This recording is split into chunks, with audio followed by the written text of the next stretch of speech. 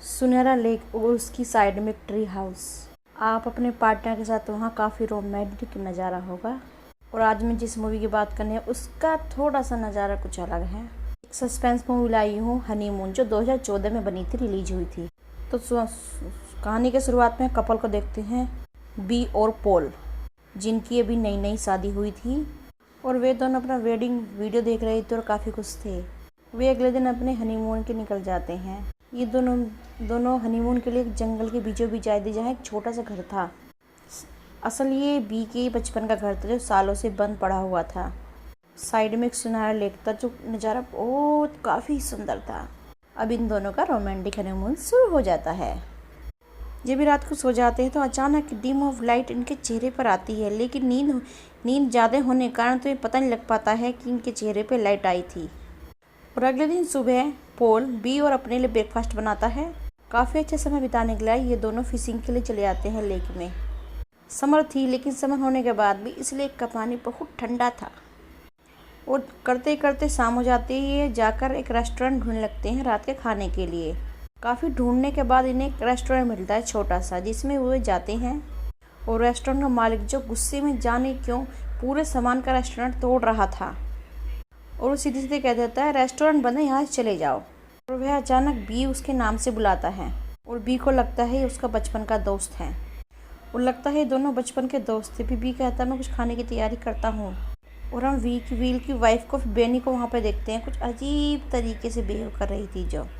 और जैसे वेनी को देखता है, गुस्से में उसका हाथ पकड़ता है। और डिनर कर घर आ जाते हैं। व्हील उसके बर्ताव से बहुत ही परेशान थी कि कैसे है वो, कैसे उसका हाइट टाइट पकड़ा था उसने। ऐसा लगता है व्हील ने उसकी सहेली के साथ शादी नहीं की, इसका बर्ताव इसलिए ऐसा है। और वो पूछती है कि तुम अब भी वी से प्यार करते हो क्या। इस दोनों का आर्ग्यूमेंट शुरू हो जाता है।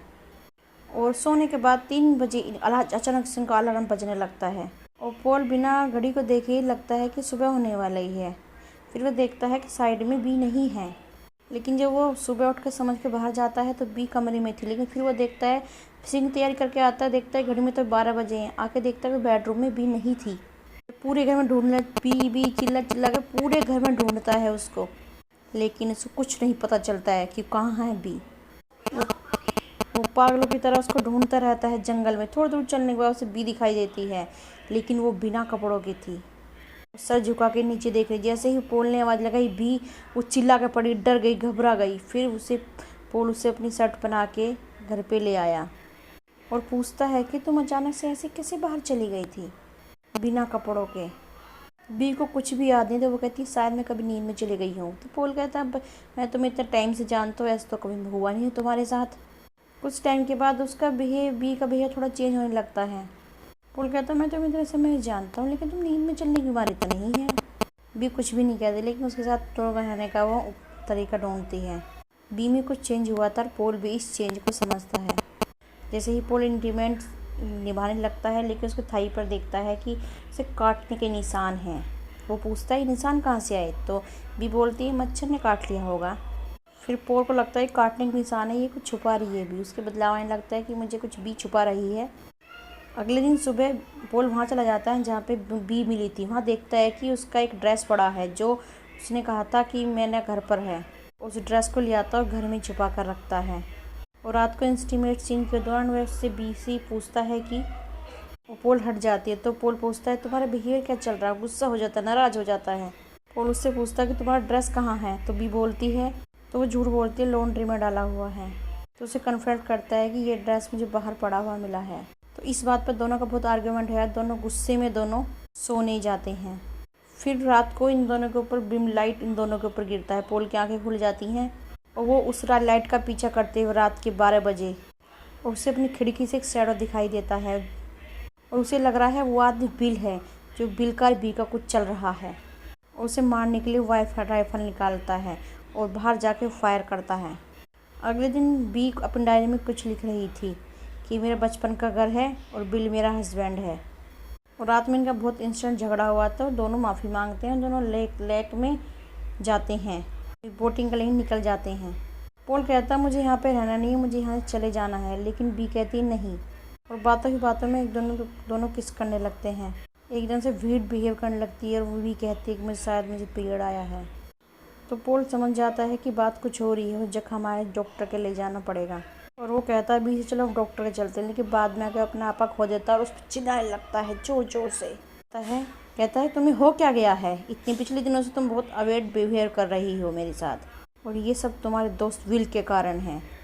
और गुस्से में वो विल के घर चला जाता है और गुस्से में उस घर जाके उसकी विल की पत्नी मिलती है और वो देखता है कि उसकी थाई पर भी ऐसा निशान था जैसे बी के थाई पर था, और उसकी वाइफ भी बहुत अजीब तरह से बर्ताव कर रही थी जैसा कि बी करती है। वो पूछता है कि बिल कहाँ है, तो उसकी वाइफ बोलती है नहीं तुम यहाँ चले जाओ, हम यहाँ पे सेफ़ नहीं हैं। और फिर वो पोल के साथ चली जाती है और वो देखता है कि उसमें एक कैप मिलती है पोल की, उसमें खून लगा हुआ है, विल की कैप में खून लगा हुआ है। शायद विल की जान भी खतरे में थी। चुपके से उसके घर में चला जाता, देखता है उसका कंप्यूटर ऑन है, उसके कंप्यूटर में घर की पूरी रिकॉर्डिंग है सीसीटीवी कैमरे की। वो देखता है कि उसकी वाइफ भी उसी लाइट के साथ साथ घर से 12 बजे घर से बाहर चली गई थी। जैसे कुछ पता चले इससे पहले लाइट फ्लिकर करने लगती है और थोड़ी देर बाद उसकी लाइट जाती है दीवार पर, उस पर थोड़े डायरी के पेपर लगे होते हैं और उस पर सेम चीज़ लिखी हुई जो सुबह बी ने लिखी थी। और पोल ऐसे ही कंफ्यूज और डरा हुआ वहाँ से निकलता है। और तभी हम खिड़की पर किसी शैडो को देखते हैं और पोल घर पे आता है और बिल की बी को कैप दिखाता है और वो कहता है बिल शायद मर गया, हमें जल्दी जल्दी यहाँ से निकलना चाहिए, लेकिन बी और एनी उसे बचाने की कोशिश कर रही है। पोल कहता है बहुत हो चुका है और वो कार की कीज़ ढूंढने लगता है, लेकिन उसे कार की कीज़ नहीं मिल रही है। इनफैक्ट वो बी ने कहीं छुपा के रखी थी और बी को कीज़ ढूंढने से पहले उसे डायरी मिलती जिसमें सेम चीज़ लिखी थी जो पोल की दीवारों पर लिखी हुई थी। और फिर बिल समझ जाता है कि सामने खड़ी लड़की उसकी पत्नी नहीं है, ये एक बहरूपिया है। क्योंकि वो कहता है कि तुम जो पी होती तुम्हें लिखने की जरूरत नहीं पड़ती है, समझ लिख के रखती हो, तो पता है तुम्हें कि तुम पत्नी हो। और बी उसके सवाल का जवाब देने लगती है और पोल समझ जाता है कि वो झूठ बोल रही है और उसे फिर बेड पे बांध के रखता है। फिर पोल की नज़र उसकी सोट पे जाती है, अजीब सा लिक्विड आ रहा था और पोल उसके पेट के नीचे हाथ लगाता है ये देखने के लिक्विड कहाँ से आ रहा है, क्यों आ रहा है। और देखते ही देखते अजीब सा कीचड़ उसके पेट से निकलता है और बी रोने लगती है और पोल का दिमाग ख़राब हो गया था और वह बी की रस्सियाँ खोलता है, फिर बाहर आता है। और फिर बी भी थोड़ी देर के बाद बाहर आती है और उसे बताने लगती है कि उस दिन भी रात को ऐसी लाइट आई थी, मानो मैं उस लाइट की तरफ खिंची चली गई थी। और उस दिन रात को कुछ भी दिखाई नहीं देता, काला साया था जो देखते देखते मेरे भीतर चला गया था। उस साए ने ही मुझे इम्प्रेग्नेट कर दिया था और मैं उसे आज भी अपने भीतर फील कर रही हूँ। मैं तुम्हें उस दिन ही बता देती, लेकिन तुम बताइए तुम्हारी जान को खतरा था और वो एक दो दिन में मुझे लेके जाएंगे, मुझे पता था ये काफ़ी पहले से। और मुझे तुम्हें बताना नहीं था क्योंकि मुझे आखिरी पल अच्छे पल तुम्हारे साथ बिताने थे।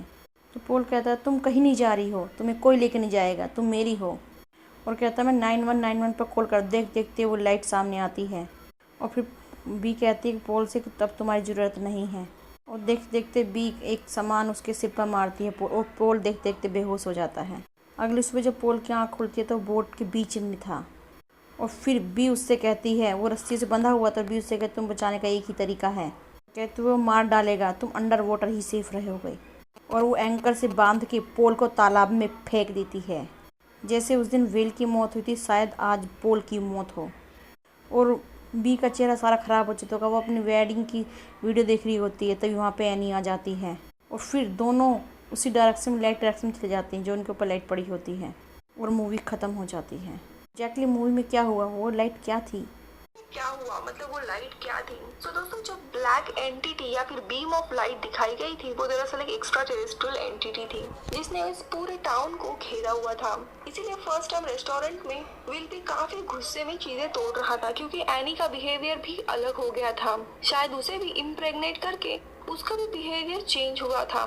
इस एंटिटी के कारण ही बी इम्प्रेग्नेट हुई थी। एक क्रीचर उसके अंदर पल रहा था जिसके कारण उसका बर्ताव पूरी तरीके से चेंज होने लगता है। बीम की लाइट से पूरी तरीके से वो एंटिटी के कंट्रोल में आ जाती है, इसीलिए पॉल को वो पानी में फेंक देती है। और फैन थ्योरी ये भी है कि उस एंटिटी वो उस लेक में ही है और दोनों बी और लेक भी दोनों अपने उसी लेक में हस्बैंडों को डाल के मार देते हैं। जैसे ही वो लाइट की तरफ जाते हैं उस एलियन के चंगल में पूरी तरह से फंस जाते हैं। तो ये थी मूवी हनीमून 2014 में रिलीज़ हुई। आपको अगर मूवी अच्छी लगी हो तो 1000 लाइक और 1000 सब्सक्राइब। Thank you. सुनहरा लेक और उसकी साइड में एक ट्री हाउस। आप अपने पार्टनर के साथ वहाँ काफ़ी रोमांटिक नज़ारा होगा। और आज मैं जिस मूवी की बात करनी है उसका थोड़ा सा नज़ारा कुछ अलग है। एक सस्पेंस मूवी लाई हूँ हनीमून, जो 2014 में बनी थी, रिलीज हुई थी। तो कहानी के शुरुआत में कपल को देखते हैं, बी और पॉल, जिनकी अभी नई नई शादी हुई थी और वे दोनों अपना वेडिंग वीडियो देख रहे थे और काफ़ी खुश थे। वे अगले दिन अपने हनीमून के निकल जाते हैं। ये दोनों हनीमून के लिए एक जंगल के बीचों बीच आए थे, जहाँ एक छोटा सा घर था।